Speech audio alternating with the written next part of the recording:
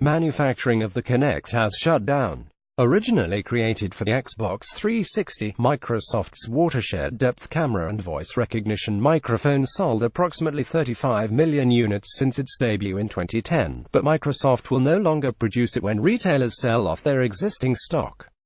The company will continue to support Kinect for customers on Xbox, but ongoing developer tools remain unclear. Microsoft shared the news with Co.Design in exclusive interviews with Alex Kipman, creator of the Kinect, and Matthew Lapsen, GM of Xbox Devices Marketing. The Kinect had already been slowly de-emphasized by Microsoft, as the Xbox team anchored back around traditional gaming to counter the PS4, rather than take its more experimental approach to entertainment. Yet while the Kinect as a standalone product is off the market, its core sensor lives on. Kinect V4 and soon-to-be V5 powers Microsoft's augmented reality Hololens, which Kipman also created. Meanwhile, Kinect's team of specialists have gone on to build essential Microsoft technologies, including the Cortana voice assistant, the Windows Hello biometric facial ID system, and a context-aware user interface for the future that Microsoft dubs Gaze, Gesture, and Voice GGV. Source image. Microsoft launched in 2010 with a $500 million marketing campaign. The Kinect painted a room in a disc ball of invisible infrared dots, mapping it in 3D space and allowing unprecedented tracking of the human body. The Kinect seemed perfect for getting gamers off the couch. Why press a button to duck, when you can just duck? It also enabled handy voice commands, when they worked, like Xbox On to turn on the Xbox One console. As one of the first journalists to try Kinect back in 2010, though, it was immediately apparent to me that Kinect was a lot more important than what was then popularly framed as Microsoft's Nintendo Wii killer. Remember the Nintendo Wii? It was Microsoft's greater attempt to blur the line between the human body and the human interface beyond the existing limitations of keyboards, mice, and even touch screens. As I wrote at the time, there's something very special about using Microsoft's Kinect system, something that separates it from every other combination of software and hardware I've ever used. Kinect adapts and accommodates the user. I'm not learning it, it's learning me. I've never felt that a computer understood me, a flesh and bone human, so well. Source image. Microsoft. In the years since, I don't believe it an exaggeration to say that Kinect has been the single most influential, or at least prescient, piece of hardware outside of the iPhone. Technologically, it was the first consumer-grade device to ship with machine learning at its core, according to Microsoft. Functionally, it's been mimicked, too. Since 2010, Apple introduced the Siri voice assistant copying the speak-to-control functions of Kinect, and Google started its own 3D tracking system, called Project Tango, which was founded and continues to be led by Johnny Lee, who helped on the original Kinect. Vision and voice systems have become nearly ubiquitous in smartphones, and they're gradually taking over homes, too. Take Amazon Echo, bringing voice assistants to our grandparents' living rooms, or the new Echo show upping the ante by adding a camera to Alexa.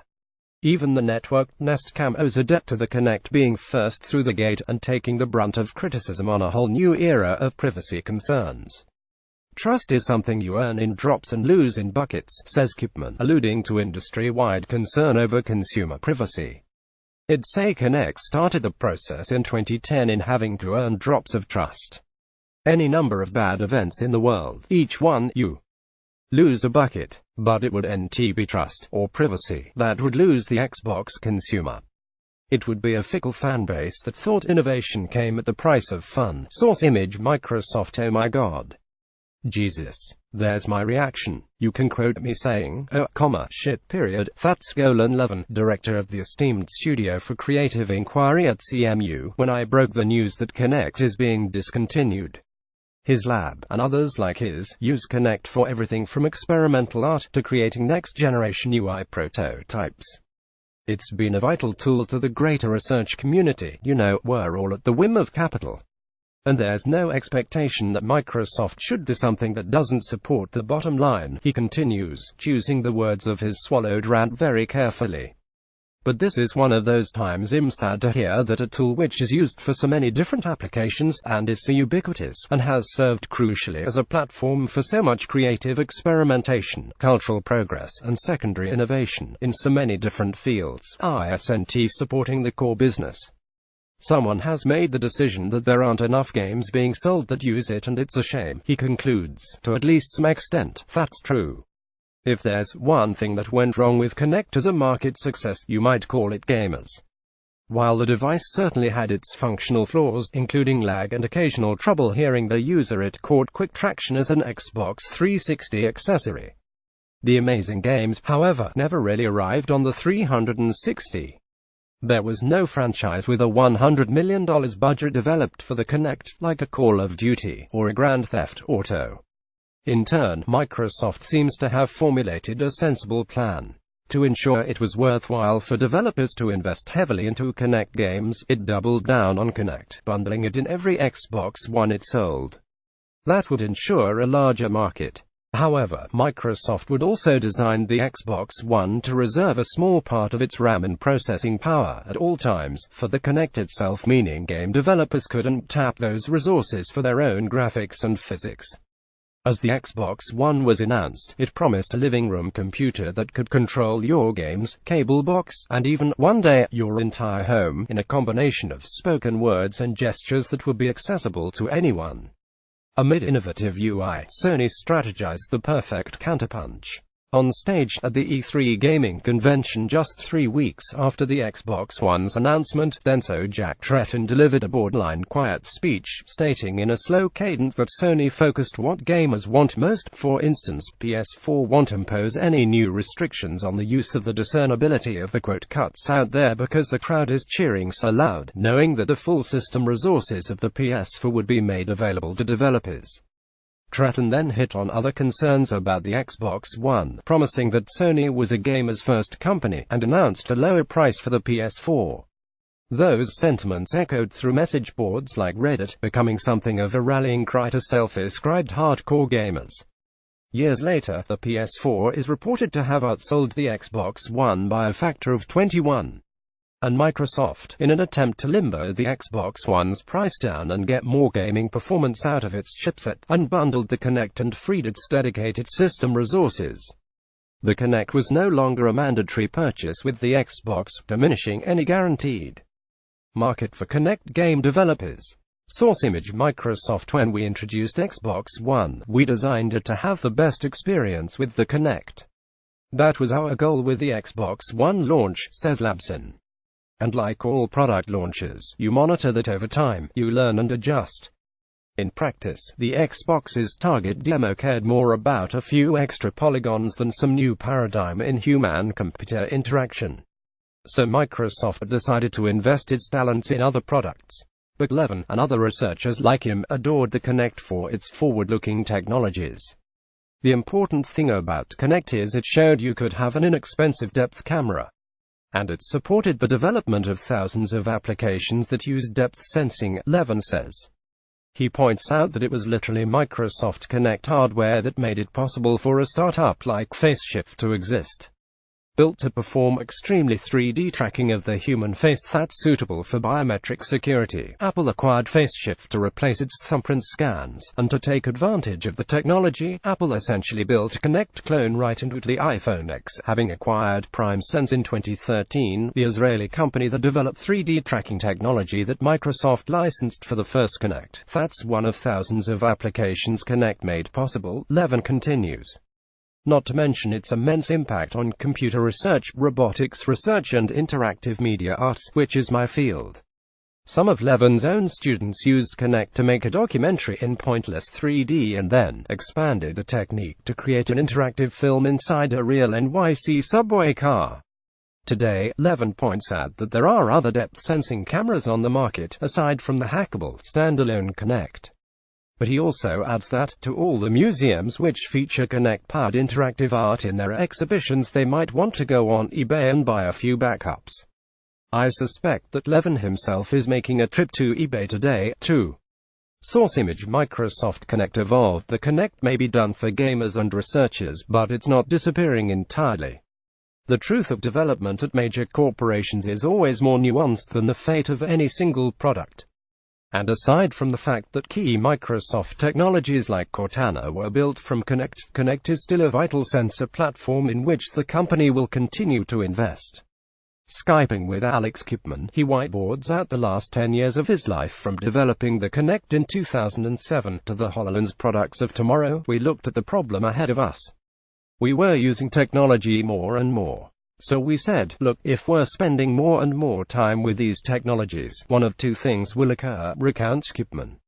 Either we're going to spend more time interacting with machines in machine ways and dealing with what's behind the screen, or we're going to have to teach machines to interact better in our world, the analog universe, and teach them to coexist. I choose path 2 for us as humans, he concludes. To understand just how computers might one day understand the totality of human existence, his argument can be broken down into a 3x3 box. On the x-axis, you have input, output, and haptics. On the y-axis, you have human, environment, and object. Each square is an order of magnitude harder than the last. So tracking a human, that's hard. But tracking environments with all the nuances is 10 times harder than tracking people. And tracking objects, with all the textures and variances in context, that's 100 times harder than people. Image courtesy Alex Kipman. So Kipman, being what he calls a lazy engineer, focused on the simplest square in his matrix to solve the 1x1 problem, as he put it. Human input. That meant computers had to understand gestures and voice. People say I invented Kinect, says Kipman. I didn't invent Kinect. I went through this table and identified the easiest opportunity. Over time, Kinect got a lot better. It began to see more from a mere 50-degree field of view, to 80 degrees, to 120 degrees in the V4 sensor used in the HoloLens. It also, crucially, began to use less power from 50W to 25W to a 1.5W peak today. These steady improvements allowed Kinect to be miniaturized into something small enough that we could wear it. And on that matrix we went to the right and one down, says Kipman. We said, we kinda know how to do a simple 1x1 problem, now it's time to get more ambitious. So in 2015, Microsoft announced the HoloLens. The 10x10 problem environmental output. That means HoloLens could see not just a person, but space. And it could not just recognize this space, but allow people to output things into that space, dragging and dropping holograms. Source image Microsoft on. That's essentially what HoloLens does, Kipman continues. Understand everything in human input, best of breed, but also human from the output perspective. Now, I can put photons on the back of your Ys and see holograms. I can also make something float. It's materially different to then pin it to the real world. It means we also understand the environment. Next up, HoloLens Road will continue mandating that the Kinect sensor gets even better. I'm told an unannounced V5 version for the Kinect will sip on less than 1.5W at its most active, making it around 50 times more power efficient than the original Kinect. And with more help from AI along with oodles of hardware yet to be dreamed up, Microsoft can continue its quest to fill the 100x100 problem. Object haptics. At its most extreme, this is the Star Trek holodeck. No longer do we manipulate mere photons. We can manipulate matter, much as has been teased by Google and the MIT Media Lab. Data and objects become one. The vision here, the thing we're infinitely patient about, and I'm personally going to spend the rest of my life working on, is the quest of making sure we fill out this table ever more pervasively, says Kipman. To empower people to work with technology from ever more human ways.